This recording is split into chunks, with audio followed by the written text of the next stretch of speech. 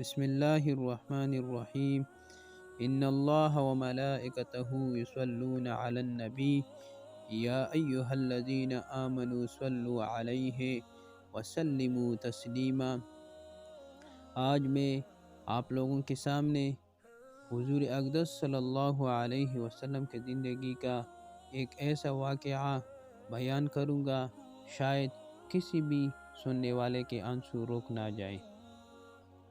حضرت علی رضی اللہ عنہ کے گھر میں سب نے روزہ رکھا تو حضرت فاطمہ رضی اللہ عنہ کے دو چھوٹے بچے، انہوں نے بھی روزہ رکھا۔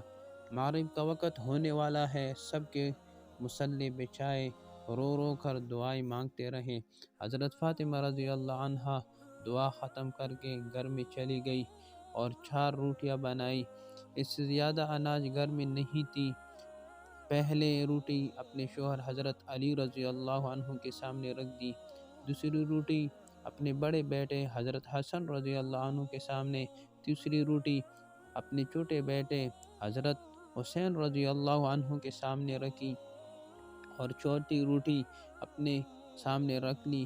مسجد نبوی میں اذان ہونے لگی، سب نے روٹی سے روزہ کھولا اور فاطمہ رضی اللہ تعالیٰ عنہ نے آدھی روٹی کھائی اور آدھی روٹی دوپٹے سے باندھنے لگی۔ یہ معاملہ حضرت علی رضی اللہ عنہ نے دیکھا اور کہا، اے فاطمہ، تجھے بھوک نہیں لگی؟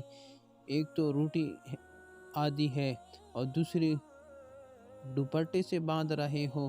فاطمہ نے کہا، اے علی، ہو سکتا ہے کہ میرے بابا جان حضرت محمد صلی اللہ علیہ وسلم کو افطاری میں کچھ نہ ملا ہو۔ وہ بیٹی کیسے کھائے گی جس کے باپ نے کچھ نہیں کھایا ہوگا؟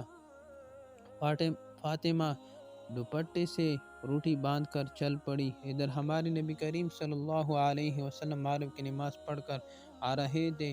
حضرت فاطمہ رضی اللہ عنہ کو دروازے پر کھڑا دیکھ کر حضور صلی اللہ علیہ وسلم کہتے ہیں، اے فاطمہ، تم دروازے پر کیسے کھڑے ہو؟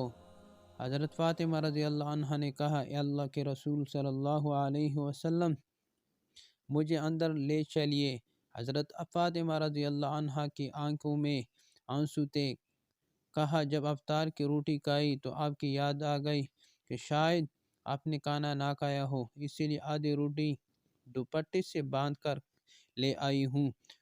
روٹی دیکھ کر ہمارے پیارے حضرت محمد صلی اللہ علیہ وسلم کی آنکھوں میں آنسو آ گئے اور کہا، اے فاطمہ، اچھا کیا جو روٹی لے آئے ہو، ورنہ چوتھی رات بھی تیرے بابا جان کی ایسی حالت میں نکل جاتی۔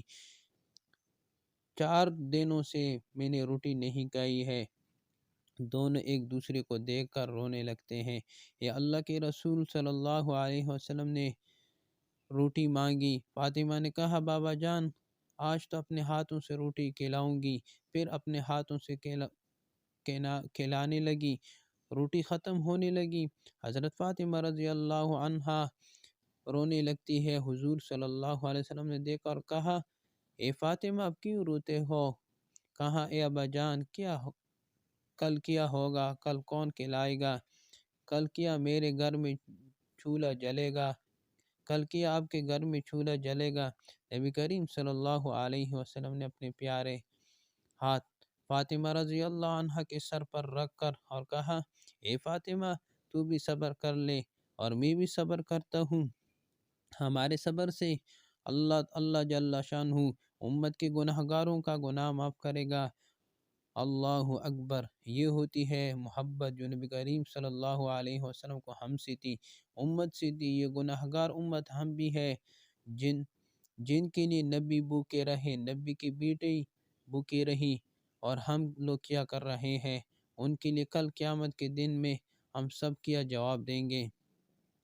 ہمیں سوچنا چاہیے کہ دیکھیں ہمارے سامنے آج کل ہزاروں نعمتیں دسترخوان پر رکھی ہوتی ہے اور ہم پھر بھی ناشکری کرتے رہتے ہیں۔ اور رمضان المبارک کا مہینہ ہے، ہمیں چاہیے کہ اپنے پڑوس میں، اپنے محلے میں، اپنے علاقے میں جو غریب لوگ ہیں ان کی احوال پوچھیں، ان کی افطار اور سحری کا انتظام کریں، کیونکہ یہ ایک مسلمان کا دوسرے مسلمان کا پر حق ہوتا ہے